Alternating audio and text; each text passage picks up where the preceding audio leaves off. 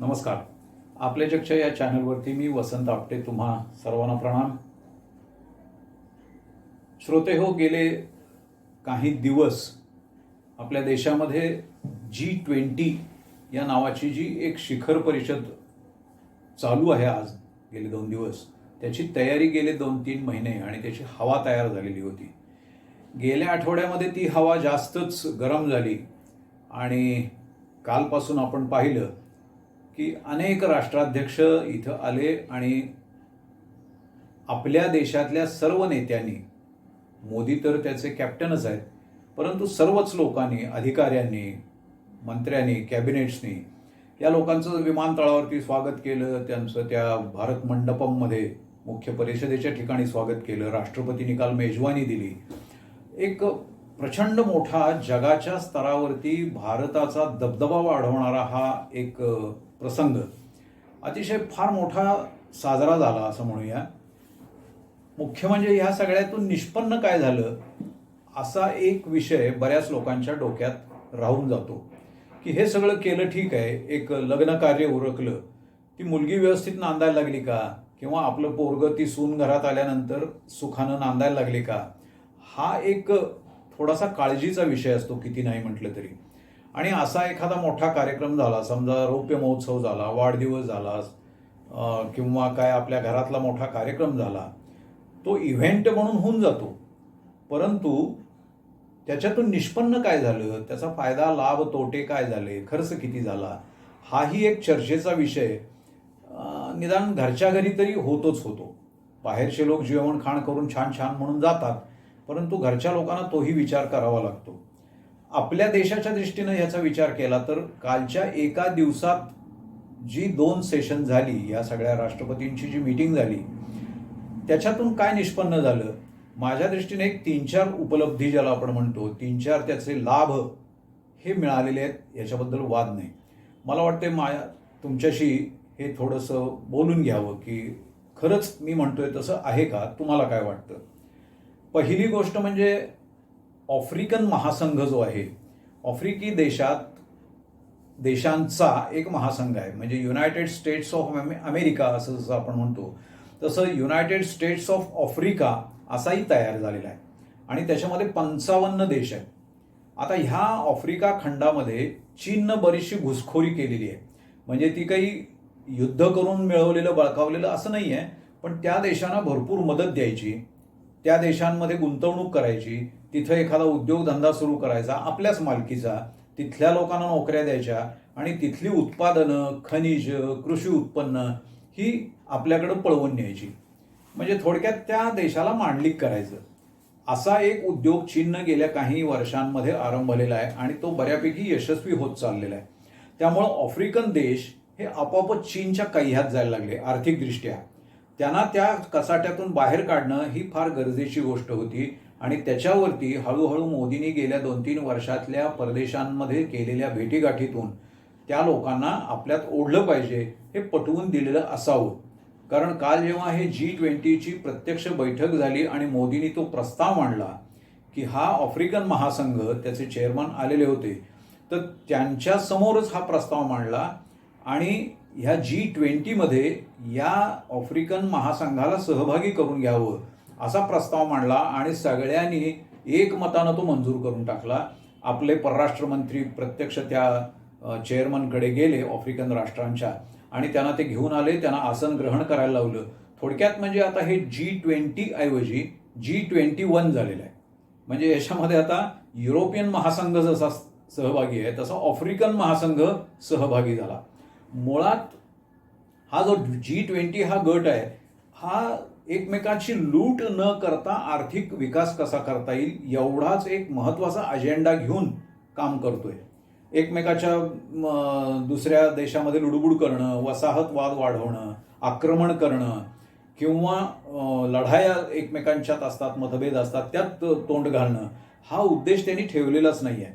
आणि त्यामुळं रशिया प्रत्यक्ष पुतीन जरी इथं आलेले नसले तरी सुद्धा त्यांचे प्रतिनिधी, परराष्ट्रमंत्री आलेले होते.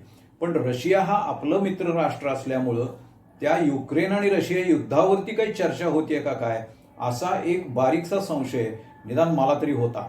परंतु माझी समज चुकीची झाली, अर्धवट राहिली. कारण युद्ध हा विषय या लोकांच्या अजेंड्यावर नाहीच आहे, मुळात तो उद्देशच नाही आहे. त्यामुळं आर्थिक विकासाच्या दृष्टीनं युद्धाचा काही परिणाम होतो का, एवढाच त्यांनी तो थोडक्यात विषय हाताळला आणि बाजूला ठेवला. त्यातही पुन्हा युक्रेनमधील युद्ध हे आर्थिक घडामोडींना त्रासदायक ठरतंय, नाही असं नाही. कारण युक्रेन हे धान्याचं कोठार आहे आणि तिथून बऱ्याच लोकांना अन्नधान्याचा पुरवठा होत असतो. युद्धामुळं अनेक देश धान्याच्या दृष्टीनं अडचणीत आलेले आहेत, ही वस्तुस्थिती आहे. आणि त्यामुळं आर्थिक विषयाला हा युद्धाचा विषय जोडताना अतिशय काळजीपूर्वक एक शब्द तिथं बदलण्यात आलेला आहे. म्हणजे गेल्या वेळेला G20ची जी परिषद झाली त्यावेळेला द वॉर विथ युक्रेन असा शब्द होता, तिथं या वेळेला वॉर इन युक्रेन एवढा बदल केला. म्हणजे युक्रेनशी युद्ध म्हटलं की ते कोणाचं, रशियाचं, असं स्वाभाविकपणे पुढे येतं. इथं रशियाचं नाव त्यातनं बाजूला करण्यासाठी युक्रेनशी युद्ध असं न वापरता युक्रेनमधील युद्ध असं म्हटलं. मग युक्रेनमधील युद्ध हे दोन्ही बाजूनं होऊ शकतं ना, म्हणजे रशियाही त्यात सहभागी आहे आणि नाटोच्या मार्फत अमेरिका किंवा हे पश्चिमात्य देशही त्यामध्ये आहेत. म्हणजे दोषारोप कोणावर न करण्यासाठी युक्रेन विथ युक्रेन असं न म्हणता इन युक्रेन असं त्या वॉरचा उल्लेख केला. त्यामुळं रशियाचं डायरेक्ट थेट असा नामोल्लेख त्यामधनं टळला. हे बारकावे जे असतात ना मुत्सद्देगिरीचे, हे भारतानं दाखवलेले आहेत, त्या अधिकाऱ्यांचं ते कौशल्य. तिसरा एक महत्वाचा भाग म्हणजे रशियाला दुखावलं नाही आणि तरी या लोकांची आर्थिक सहकार्याची भूमिका, हा त्यातला दुसरा मुद्दा. तिसरा मुद्दा माझ्या दृष्टीनं हा जो कॉरिडॉर तयार झालेला आहे, कॉरिडॉर म्हणजे जोडमार्ग, दोन देशांना जोडमार्ग. किंवा आपल्या इथं आपण बघतो रेल्वेचे डबे हल्ली जोडतात पहा, आणि आतून ते पोकळच असतात हल्ली. मोठ्या गाड्यांना किंवा पॅसेंजर गाड्यांचे डबे सुद्धा हल्ली आतून जोडले जातात. म्हणजे आपण S4 मधून S3 मधून S2 मधून S1 पर्यंत असं एकमेकाच्या डब्यात असं जाऊ शकतो. तो जो मधला मार्ग असतो अरुंद, त्याला कॉरिडॉर म्हणतात. म्हणजे दोन डबे जोडणारा जो तो मार्ग आहे त्याला कॉरिडॉर. तसे हे दोन देशांना जोडणारा एक मार्ग असा आता तयार होईल. आतापर्यंत चीननं तो उपद्व्याप केलेला आहे. म्हणजे चीनमधून तिब्बतच्या बॉर्डरवरून त्यांनी पाकव्याप्त काश्मीरमधून असा अफगाणिस्तानपर्यंत नेलेला जो महारस्ता आहे, महामार्ग आहे, तो आपल्याला डोकेदुखी ठरणार आहे. कारण तिथून सगळी वाहतूक जर सुरू झाली तर आपल्याला कायमची ती डोकेदुखी होणार आहे हिमालयाच्या शिखराच्या पलीकडनं. तसंच त्याला शह देण्यासाठी म्हणूया भारत, अरब देश आणि तिथून थेट युरोपपर्यंत असा हा कॉरिडॉर म्हणजे जोडमार्ग तयार होईल. मग तो पाण्यातून होईल, हवेतून होईल किंवा जमिनीवरून होईल. जिथं जमिनीवर शक्य आहे तिथं जमिनीवरून जाईल. आणि गंमत म्हणजे ह्यामध्ये सगळ्या G20 सगळ्या राष्ट्रांनी त्याला मान्यता दिलेली आहे. म्हणजे थोडक्यात एक महामार्ग तयार होईल आणि त्याला इंग्लंड, फ्रान्स, जर्मनी हे असे जे बाजूचे रस्ते असतात ते त्यांना आणून जोडले जातील. म्हणजे उदाहरणार्थ मुंबई गोवा हा महामार्ग आहे आणि तिथून चिपळूण हे आत पडतं, रत्नागिरी हे आत जातं त्या महामार्गावरून. त्याला जोडणारे जे रस्ते छोटे छोटे तयार होतात तसे इथं तयार होतील. म्हणजे वेगळी राष्ट्र त्यामध्ये जोडली जातील. आणि ह्याला सगळ्यात महत्त्वाचं युनायटेड अमिरात म्हणजे अरब रिपब्लिक म्हणतो ज्यातून, अरबस्तानातले हे सगळे देश, ह्या सगळ्यांनी मान्यता दिलेली आहे. म्हणजे आणि नुसतं तेवढं नाही, ह्या सगळ्या देशांनी त्याच्यामध्ये गुंतवणूक करायचं ठरवलेलं आहे. भांडवल घालतील हे लोक एवढा मोठा महामार्ग तयार करायसाठी. म्हणजे ज्या देशातून तो मार्ग जातो त्यांनी परवानगी पण दिली आणि भांडवल पण घालायचं ठरवलं. म्हणजे सगळ्यांनी मिळून हा एक रस्ता तयार करूया. म्हणजे भारत, अरबस्तान, युरोप मार्गे आपण अमेरिकेपर्यंत असा थेट व्यापारी मार्ग तयार करू शकू. त्यामुळे तिकडून इकडे, इकडून तिकडे वाहतूक सुरू होईल, दळणवळण सुरू होईल, माल वाहतूक सुरू होईल. हे सगळे सहभागी करून घेऊन सगळ्यांचा आर्थिक सहभाग सुद्धा मिळवला. हा मोदींच्या त्या प्रस्तावाला मिळालेला भरघोस असा प्रतिसाद आहे. आणखीन एक त्याच्यामध्ये लाभ जो झाला तो म्हणजे मुस्लिम विरोधात भारत चाललाय आणि हे हिंदुत्व राष्ट्र, ते काय मोदी सगळे मुसलमानांच्या विरोध आहेत, असली जी बकवास चालत होती त्याला परस्पर उत्तर मिळालेलं आहे. कारण अरबस्तानचे सुलतान असोत किंवा ओमान सारखा देश असो, इंडोनेशिया, मलेशिया, हे सगळे मुस्लिम राष्ट्र आहेत आणि ही सगळी समरसून त्याच्यामध्ये सहभागी झालेली आहेत या G20 मध्ये. मोदींच्या बरोबर त्यांची काय बोलाचाली झाली कसं ते गर्मजोशी ज्याला म्हणतात, मेहमानी म्हणतात, ती सगळी कशी झाली हे आपण याच्यावर पाहिलं असेल. त्यामुळे हे सगळे मुस्लिम देश जे आहेत, बांगलादेश आपल्या शेजारचा, हा आपल्याबरोबर सहभागी झाला. आता गंमत बघा की बांगलादेश सहभागी झाला आणि पाकिस्तान झाला नाही. उघड आहे ना, काय झाला नाही ते. चीन झाला नाही, पण चीनचा पंतप्रधान आलेला होता, रशियाचा परराष्ट्र मंत्री आलेला होता. आता परस्पर हे पाकला उत्तर मिळालं, पाकिस्तानला. ते आणखीन एक असं की UAE म्हणजे युनायटेड अरब अमिरात यांनी सुद्धा POK म्हणजे पाकव्याप्त काश्मीर हा भारताचा भाग आहे असंच सांगून टाकलं त्यांच्या भाषणामध्ये. आणि अशामध्ये कुठं लुडबुड करू नये असं जर त्यांचं मूळ हेतू आणि उद्दिष्ट आहे, त्याला पाठिंबा दिला. म्हणजे फार मोठी हे आहे, त्याच्यामध्ये लाभ झालेला आहे आपला की या सगळ्यांचा पाठिंबा त्याला मिळालेला आहे. तिसरं म्हणजे दिल्ली करार म्हणून आता जो ओळखला जाईल, प्रत्यक्षात तो करार असा नाही आहे, त्याला MOU म्हणतात, म्हणजे मेमोरँडम ऑफ अंडरस्टँडिंग. म्हणजे हा गृहीत धरून असं एक, ज्याला आपण गव्हर्नमेंटच्या भाषेमध्ये, शासनाच्या भाषेमध्ये GR आणि परिपत्रक असं दोन भाग असतात पहा त्याच्यामध्ये. सर्क्युलर, GR आणि सर्क्युलर म्हणजे शासकीय रिझोल्युशन, त्याच्यामध्ये शासनाचा एक ठासरीपणा जो असतो तो न करता परिपत्रक म्हणजे असं व्हावं असा त्याचा अर्थ असतो. तसं हे MOU झालेलं आहे. पण त्यात सुद्धा 84 कलम आहेत आणि यातले एकाही कलमाला थोडासा सुद्धा विरोध न होता 84च्या 84 कलम एक टाकी मंजूर करून सगळ्या देशांनी ते फटदिशी मान्य करून टाकलं. चेष्टा काय सांगा मला, ही सगळी परस्पर विरोधातली राष्ट्र आर्थिक विकासासाठी, म्हणजे ते मोदींचा जो काय तो मंत्र आहे की सबका साथ, सबका विकास, सबका विश्वास वगैरे, त्या सगळ्यावर लोकांनी बाकं बडवून किंवा टाळ्या वाजवून त्याचं स्वागत केलं आणि ही 84 कलम मंजूर केली. ती 84 पैकी किती मान्य होती, आता मान्य तर सगळ्यांनीच केली, पण किती प्रत्यक्षात पाळली जातील वगैरे हा भाग थोडासा वेगळा आहे. आपण धरून चालू की 84 ऐवजी म्हणजे 8वर 4च्या ऐवजी 4वर 8 झाली.